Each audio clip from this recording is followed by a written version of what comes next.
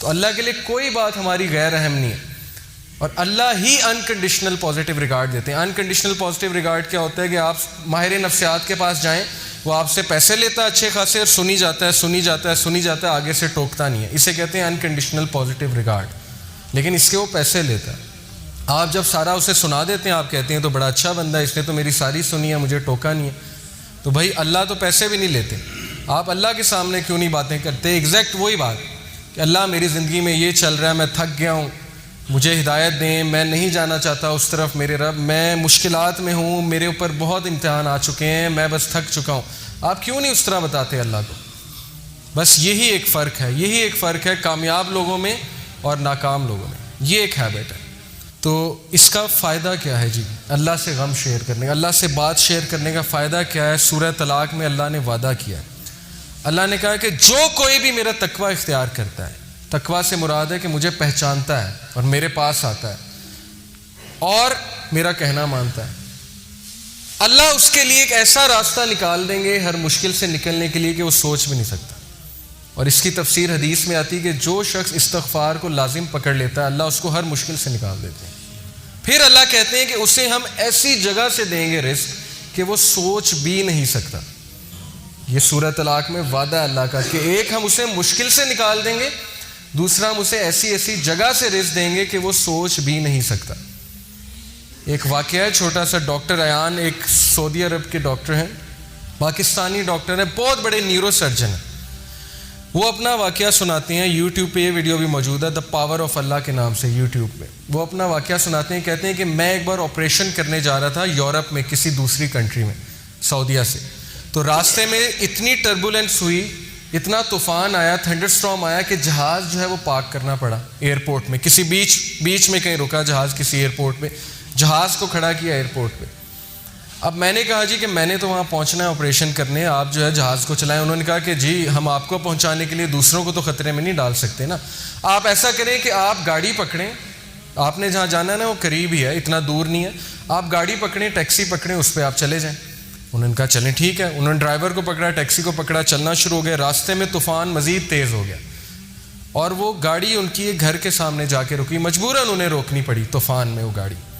اب اس گھر کے سامنے جا کے رکی، انہوں نے نوک کیا تو ایک بڑھیا باہر نکلی، بہت بڑھاپے میں تھی، جھریاں پڑی ہوئی تھی اس کے چہرے پہ۔ انہوں نے کہا جی ہمیں اندر آنے دیں، بہت بارش ہے، بہت طوفان ہے، ہمیں ڈر ہے ہمارا ایکسیڈنٹ نہ ہو جائے، تو ہم ذرا ٹھہریں گے، کھانا شانا کھائیں گے، نماز پڑھیں گے، پھر نکل جائیں گے۔ اس نے کہا بالکل بسم اللہ آپ آئیے۔ اب وہ اندر گئے ہیں تو دیکھتے کیا ہے کہ ایک بچہ زمین پہ لیٹا ہوا ہے گدے پہ، اور وہ بڑھیا بار بار جو ہے نا اس کے سر پہ پٹیاں کر رہی ہے اور بڑا پریشان لگ رہی ہے۔ تو انہوں نے کہا کہ اس کو کیا مسئلہ ہے؟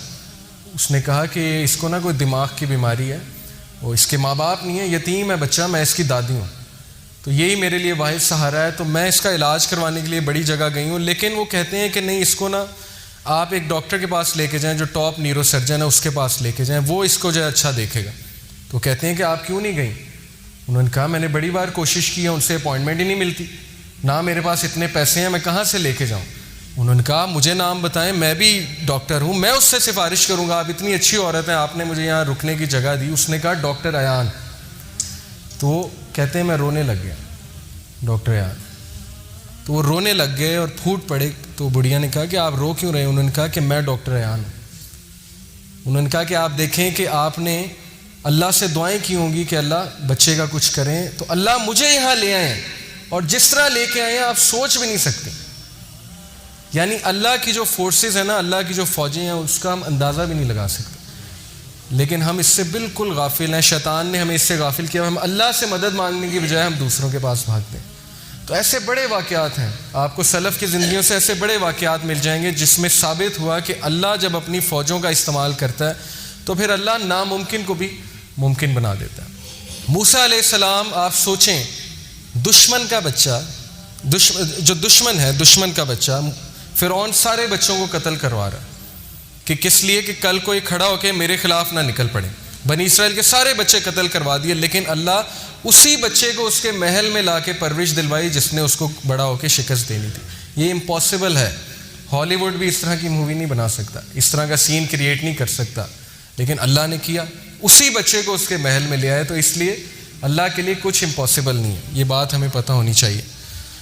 چوتھی ہیبٹ جی، 3 ہیبٹس ہو گئیں کہ اپنا غم اپنی بات اللہ سے شیئر کریں. یہ سکسیسفل لوگوں کی ہیبٹ ہے. چوتھی ہیبٹ ہے never ever ever ever ever ever give up. کبھی ہمت مت ہاریے. اور کس سے سیکھیے؟ انبیاء سے سیکھیے. سب سے ڈپریسنگ سچویشن، اس سے زیادہ ڈپریسنگ سچویشن نہیں ہو سکتی، اس سے زیادہ مایوسی کی سچویشن نہیں ہو سکتی کہ مچھلی کے پیٹ میں اندھیرا، پھر سمندر کی گہرائی کا اندھیرا، اور پھر سمندر کے نیچے جو ہے وہ وہاں پہ اندھیرا. کون تھے یہ نبی؟ یونس علیہ السلام. بندہ کہیں کمرے میں بند ہو جائے تو چلو کھٹکھٹاتا رہے گا، کبھی تو کوئی آواز سنے گا نا. کمرے میں، جنگل میں ہے، کبھی تو کوئی آئے گا نا جنگل میں آ کے دروازہ کھولے گا. اب یہ بتائیں مجھے، مچھلی کے پیٹ میں ایک بندہ ہے اور مچھلی سمندر کی گہرائیوں میں، کون آواز سنے گا؟ کوئی سنے گا؟ کوئی سننے والا ہے؟ صرف کون سننے والا ہے؟ اللہ. تو انہوں نے اس مایوسی کی حالت میں کس کو پکارا؟ اللہ. لا الہ الا انت سبحانک انی کنت من الظالمین. اللہ میں ظالم ہوں، مجھ سے غلطی ہوئی ہے، تو پاک ہے، تو مجھے معاف کر دے. اب علماء کہتے ہیں کہ جو بندہ اندھیروں کی گہرائیوں میں ہو، جسے کچھ سمجھ نہیں آ رہی ہو میں کیا کروں، زندگی کہاں جا رہی، اسے اس کا ورد کرنا چاہیے بہت زیادہ. لا الہ الا انت سبحانک انی کنت من الظالمین. لیکن انہوں نے گیو اپ نہیں کیا، مایوس نہیں ہوئے ابلیس کی طرح. ابلیس مایوس ہو گیا، اسی لیے اس کا نام ہے ابلیس، دا ہوپلیس ون. مایوس ہو چکا ہے وہ، ورنہ اصل نام تو اس کا عزازیل ہے. ابلیس کا مطلب ہے مایوس ہو چکا ہے وہ. لیکن انبیاء مایوس نہیں ہوتے تھے. کامیاب بندہ کبھی مایوس نہیں ہوتا، چاہے حالات کیسے مرضی ہوں. کیوں؟ اسے پتا ہے کہ میں کس کی عبادت کرتا ہوں؟ جس کے ہاتھ میں ہر چیز ہے. اللہ کہتے ہیں کہ دنیا میں کوئی پتا بھی نہیں گرتا، اللہ کو پتا ہے. پتے کا اللہ کو پتا ہے کہ پتا کہاں گر رہا ہے. تو آپ کے غم کا اللہ کو نہیں پتا؟ آپ کی مشکل کا اللہ کو نہیں پتا؟ کیا خیال ہے؟ پتا ہے نا. اگر پتا کیا ہے؟ بے جان چیز. اگر پتے کا اللہ کو پتا ہے کہاں گر رہا ہے، تو آپ کے غم، آپ کے آنسوؤں کو بھی اللہ کا پتا ہے. لیکن اگر مدد مانگی جائے تب. تو یہ جی ہماری 4تھ ہیبٹ. یہ آپ دیکھیں کچھ لوگ جو ہے وہ بالکل تب گیو اپ کر دیتے ہیں جب بالکل کامیابی ان کے قریب ہو، تب وہ گیو اپ کر جاتے ہیں. تو ایسا ہمیں نہیں بننا. ہمیں چلتے رہنا ہے، دوڑتے رہنا ہے، مشکلات کا مقابلہ کرتے رہنا ہے، کھڑے ہونا ہے، چیلنجز کو فیس کرنا ہے. چونٹی اگر کسی راستے سے گزر رہی ہو اور آپ اس کے سامنے اپنی انگلی رکھ دیں تو وہ آپ کی انگلی اٹھانے کا انتظار نہیں کرے گی، بلکہ اپنا راستہ بدل کر اپنی منزل مقصود کی طرف چل پڑے گی. تو چونٹی سے سیکھنا چاہیے. چاہے اس کے سامنے رکاوٹ آ جائے، وہ اپنے مشن سے نہیں ہٹے گی، اپنے فوکس سے نہیں ہٹے گی. اس نے وہیں جانا ہے. جتنی مرضی رکاوٹیں کھڑی کر دیں اور راستہ بدل کے دوسری طرف چلی جائے گی. یہی اسی طرح مسلمان ہوتا ہے.